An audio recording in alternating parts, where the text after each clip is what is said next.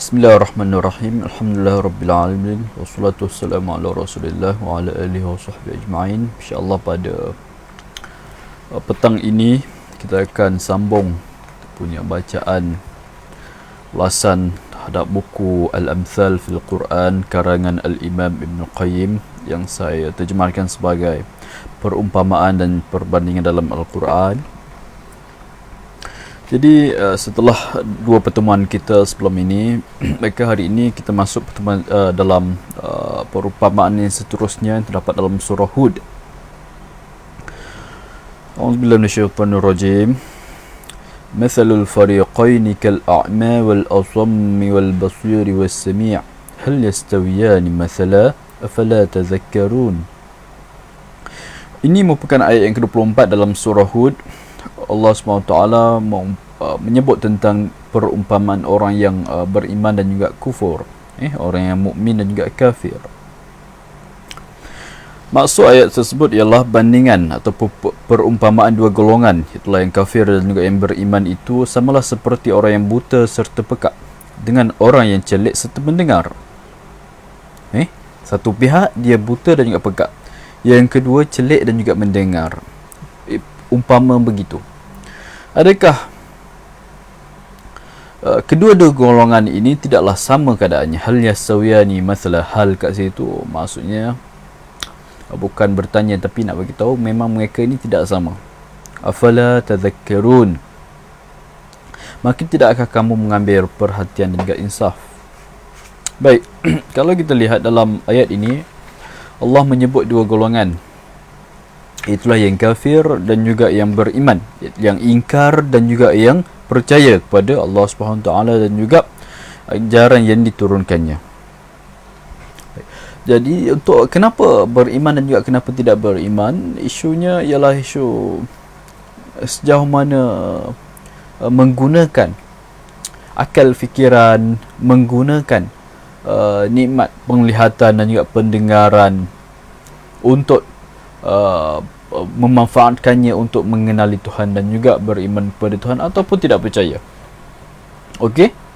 Jadi disebabkan itu Allah SWT menyebut tentang golongan kafir dan juga menyifatkan mereka sebagai tidak mampu mendengar dan juga tidak boleh melihat. Kemudian menyebut tentang golongan mukmin dan juga menyifatkan mereka dengan keimanan, amal soleh dan juga tunduk taat, menunaikan ibadat kepada Allah dengan khusyuk. Kalau ikut ayat sebelum itu. Contohnya Allah Ta'ala menyebut tentang innal ladzina amanu wa amilus solihat, kan? Allah, orang yang beriman dan juga mengerjakan amal soleh dan juga wa akhbatu ila rabbihim, dan tunduk taat menunaikan ibadat kepada Tuhan mereka dengan khusyuk, mereka itulah ahli syurga, mereka kekal di dalamnya. Ini tentang golongan yang menggunakan dengan baik nikmat penglihatan dan juga pendengaran dan juga pelbagai nikmat lain, lalu menyebabkan mereka mengakui bahawasanya Allah Subhanahu Wa Taala merupakan Tuhan. Lalu mereka mengakui dan juga beriman dan juga menunaikan hak yang mereka perlu tunaikan. Baik, sebaliknya berbeza dengan golongan yang nampak tapi buat macam tak nampak, dengar tapi buat macam tak dengar. Apa maksudnya? Maksudnya dia terbukti perkara itu benar, dia buat macam tak nampak, buat tak tahu je. Ingkar, itu masuk ingkar, itu masuk kufur. Mengingkari sesuatu yang boleh memang terbukti betul. Dia nampak dengan jelas, bukannya tak nampak. Dia dengar dengan baik tapi buat abaikan. Okey. Jadi satu golongan disifatkan dengan sifat buta dan juga pekat dengan makna hatinya buta dan juga pekat daripada melihat dan juga mendengar kebenaran. Satu pihak lagi pula Allah sebut tentang golongan yang mempunyai hati yang melihat dan juga mendengar seperti orang yang berkeupayaan melihat dan juga mendengar dengan mata dan juga telinga. Okey, ayat sebegini banyak dalam Quran. Okey, ayat yang sebegini banyak dalam Quran. Di awal surah Baqarah dah ada dah. Tentang golongan yang dia seolah-olah mungkin zahirnya, mata zahirnya nampak tapi mata hati tak nampak. Telinga zahirnya dengar tapi telinga hati tak dengar. Apabila kerap mengingkari perintah Tuhan ataupun mengabaikan pesan-pesannya, ataupun apabila kita macam nak lari daripada kebenaran dapat pesanan dan juga kita rasa clear sesuatu perkara tentang kewujudan Tuhan untuk kita imani dan juga kebenaran Al-Quran dan semua kan, lalu kita ingkari. Lama kelamaan kita punya deria dalaman, mata hati dan juga telinga dalam diri kita, lama kelamaan dia tidak akan berfungsi, kerana bila mana kita tidak fungsikannya. Lama kelamaan ada karat, lama kelamaan ada kita panggil suatu yang jadi selaput dalam pandangan mata hati kita. Ada mata kita clear, kita nak nampak apa semua, tapi mata hati. Sebab itu ayat yang selepas itu, kalau kita lihat ayat yang selepas itu, Allah SWT menyebut dalam surah Hud ini ialah tentang kisah Nabi Nuh dakwah. Okey, dan juga ayat tersebut menjelaskan lagi macam mana Nabi Nuh berhadapan dengan golongan yang walaupun Nabi Nuh membentangkan hujah demi hujah, kebenaran demi kebenaran, bukti demi bukti, tapi mereka membantah dengan hujah-hujah yang cukup remeh, bantahan yang dikemukakan oleh kaum Nabi Nuh. Ibaratnya begitulah, ibaratnya mereka ada telinga tapi mereka tidak dengar, ada mata penglihatan tapi tak nampak. Okey, walaqad arsalna nuhan ila qaumihi inni lakum nadhirum mubin. Sampai ada pelbagai ayat lagi tentang peristiwa Nabi Nuh yang datang betul-betul selepas sebut ayat perumpamaan ini, mathalul fariqaini kal a'ma wal asam wal basir was sami'. Sebab itu kalau kita baca perumpamaan Al-Quran, kita kena usaha untuk tahu maudhu' surah tu tentang apa. Surah tu berlega-lega tentang isu apa, satu. Yang kedua, kedudukan ayat tersebut sebelumnya dan juga selepasnya kita kena faham. Kita kena cuba baca. Sebab tu kalau tuan-tuan baca buku ini, kalau boleh ada mushaf kat tangan, cuba lihat ayat sebelum dan juga selepas.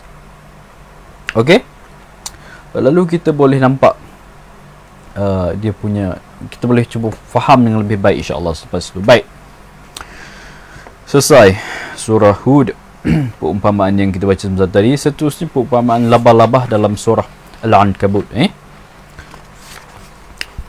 Firman Allah SWT dalam ayat yang cukup terkenal dalam surah Al-Ankabut. Nama surah ini sendiri ambil daripada perkataan Ankabut yang terdapat dalam perumpamaan ini. Allah SWT berfirman, mathalul ladzina ittakhadhu min dunillahi awliya'a kamathalil ankabut ittakhadhat baita wa inna awhanal buyuti labaitul ankabut law kanu ya'lamun.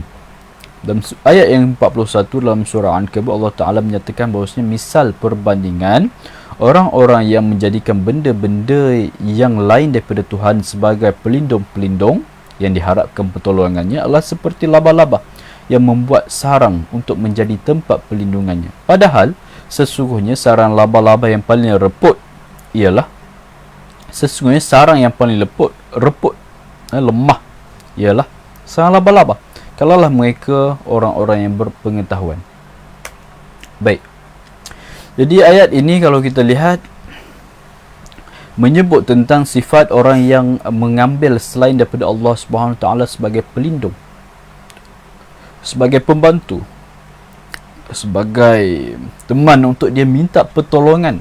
Benar-benar bukan minta pertolongan macam kita minta dengan orang, tak ada masalah. Kita minta tolong orang, tak ada masalah kan? Kita hidup kena saling menolong. Tetapi maksud ayat kat sini lah minta tolong tu macam kita minta dengan Tuhan. Kita percaya bulat-bulat tak? Kita minta dengan orang, kita letak kepercayaan bulat-bulat. Okey, kita beri kepercayaan kepada kita boleh insya-Allah kita sepakat tolong, itu lain. Tetapi percaya bulat-bulat macam berdoa, itu yang ibarat ataupun ini yang dimaksudkan oleh perumpamaan ini. Okey, contohnya orang yang menyembah kepada selain daripada Allah Subhanahu Wa Taala, percaya diminta dengan suatu selain daripada Allah Subhanahu Wa Taala, itu kepercayaan cukup masalah.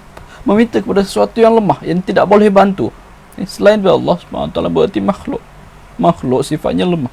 Allah SWT sifatnya gagah perkasa, maha kuat, maha kaya. Makhluk sifatnya berhajat kepada sesuatu yang lain. Allah Ta'ala ghani, makhluk faqir, antumul fuqara ila Allah. Okey. Jadi ini masuk ayat ini. Ayat sebegini juga kalau kita lihat cukup banyak, ini merupakan antara mesej utama Al-Quran, ialah untuk mengakarkan ataupun untuk mendasarkan prinsip tauhid dan juga akidah dalam diri manusia, supaya manusia hanya bergantung harap dan juga beriman kepada Allah SWT semata-mata, lalu bertawakal kepadanya tanpa meminta pertolongan kepada selain Allah SWT. Baik, jadi kata Ibn Qayyim, Allah Ta'ala menyebut golongan yang dia nyatakan dalam ayat tersebut sebagai golongan yang lemah. Orang yang menjadikan mereka sebagai pelindung pula dianggap sebagai lebih lemah. Okey. Kelemahan diri dan juga kelemahan tujuan mereka yang mengambil pelindung selain Allah lah seperti labah-labah yang membuat sarang. Okey, perumpamaan ini ialah menyebut tentang golongan yang menyekutukan Allah. Berada dalam keadaan paling lemah ketika mereka menjadikan selain Allah sebagai pelindung mereka, kata Ibn Qayyim. Mereka tidak boleh mendapat apa-apa manfaat daripada pelindung-pelindung itu kecuali kelemahan semata-mata. Sebagaimana disebut dalam pelbagai ayat antara dalam surah Maryam, wattakhadhu min dunillahi alihatan liyakunu lahum 'azza kalla sayakfuruna bi'ibadatihim wa yakununa 'alaihim didda. Mereka yang kafir menyembah benda-benda yang lain daripada Allah sebagai Tuhan-Tuhan, supaya benda-benda yang mereka sembah itu menjadi penolong-penolong yang memberi kemuliaan dan juga pengaruh kepada mereka. Tidak sekali-kali bahkan benda yang mereka pertuhankan itu mengingkari perbuatan mereka menyembahnya dan akan menjadi musuh yang bawa kehinaan kepada mereka di akhirat kelak. Okey, di akhirat kelak sembahan-sembahan dan juga sesuatu yang dipegang tangkal ke apa ke. Tuhan kata, Tuhan tanya dia, kau sembah dia, kau kenal dia boleh bagi bantu apa untuk engkau di akhirat kelak. Dan juga manusia pada hari itu, sebagaimana dicatatkan dalam ayat lain, manusia cuba menjarakkan diri daripada sembahan itu. Dia cuba menafikan, cuba dia mengakui bahawasanya sembahan itu tidak boleh memberi apa-apa manfaat. Okey, walaupun mereka cuba mendapatkan kebanggaan daripada sembahan-sembahan tersebut. Okey, ada orang guna tangkal, ada orang guna percaya dengan perkara tertentu yang diletak di kedai untuk lariskan ke apa kan, pelarisan. Itu suatu yang semua masuk dalam konteks ini. Itu sesuatu yang dia anggap sebagai akan laris lah, akan kuat lah, akan kebal lah. Tetapi itu inna auhanal buyut, selemah-lemah sarang, ialah sarang labah-labah. So selemah-lemah tempat yang digantung ialah perkara tersebut lah, tangkal dan juga lain-lain yang menjadi kepercayaan sebahagian orang. Begitu juga kita lihat surah Yasin.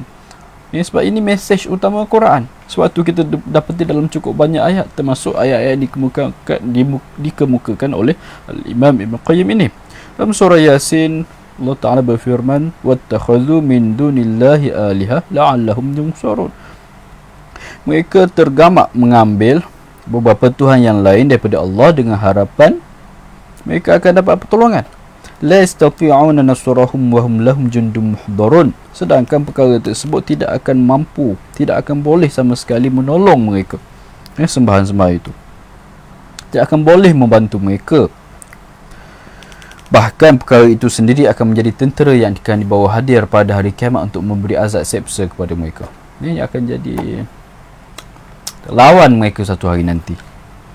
Begitu dah kita lihat dalam surah Hud bagi contoh. Ayat yang datang pada dalam ayat 101 ialah datang selepas menyebut tentang kehancuran yang akan ditimpa terhadap golongan musyrik. Ayat 101 dalam surah Hud menyebut wa ma zalamnahum walakin zalamu anfusahum fama aghnat anhum alihatuhum allati yad'una min dunillahi min syai'in lamma jaa amru rabbik wa ma zaduhum ghayra tasbib. Tiadalah kami menganiaya mereka, tetapi merekalah menganiaya diri mereka sendiri. Bahala-bahala yang mereka sembah selain daripada Allah itu tidak akan dapat menolong mereka sedikit pun pada masa datangnya azab Tuhan. Dan penyembahan yang mereka lakukan itu hanya menambahkan kerugian sahaja kepada mereka. Okey. Di Al-Quran menegaskan perkara yang sama dalam isu ini. Cukup tegas dalam cukup banyak ayat, dan ini mesej mengapa Al-Quran diturunkan ialah tentang tauhid. Kenapa Rasul diutuskan ialah tentang tauhid. Kenapa kitab diturunkan adalah tentang Lalu tauhid dulu adalah suatu perkara yang cukup besar kalau kita faham. Kalau demikian, maka kita akan jadi lebih positif dan juga akan bergantung harap dengan Tuhan dan juga berusaha dalam kehidupan. Kita berusaha dalam kehidupan, tetapi kita tidak akan letak kepercayaan kepada selain daripada Allah SWT. Jadi umat Islam begitu cara mereka positif. Bukannya bergantung harap nasib sebelum keluar, try nasib tak. Serta kalau nak sebelum keluar pun, kalau kita nak tahu sesuatu, kita nak tawakal kepada Allah SWT supaya akan dapat keuntungan pada hari tersebut, kita berdoa satu. Bahkan kita boleh solat istikharah sebelum itu. Kita berdoa supaya dapat yang terbaik. Bukannya cuba tengok bergantung kepada ramalan itu, ramalan ini, suatu yang cukup lemah. Okey, jadi kata Al-Imam Ibn Qayyim, ayat ini merupakan perumpamaan yang terbaik dan juga paling tepat dalam membatalkan hujah syirik, menjelaskan kerugian para pelakunya dan menyebut hasil sebaliknya yang akan berlaku kepada mereka. Okey, hasil yang sebaliknya akan dapat. Dia nampak ia akan dapat hasil lah sebab berpegang ataupun menyembah sesuatu, ataupun dia ada lah apa yang orang lain tak ada, bangga kan. Dia ada tangkal, orang lain tak ada tangkal. Dia ada pelaris, orang lain tak ada pelaris. Dia ada patung, orang lain tak ada patung. Dia ada sembah itu, dia ada kabel yang besar itu. Tapi sebenarnya semua itu lemah. Kalau mereka percaya betul-betul sebagaimana mereka percaya kepada Tuhan, maka itu suatu tindakan yang salah dan juga akan backfire mereka satu masa nanti, akan menimpa mereka bahayanya. Okey, jadi demikianlah maksud bagi perumpamaan yang terdapat dalam surah Al-Ankabut. InsyaAllah kita akan sambung dalam pertemuan seterusnya, cakap khusus tentang perumpamaan dalam surah An-Nur. Kita akan khususkan kat situ lusa insyaAllah. Assalamualaikum warahmatullahi wabarakatuh.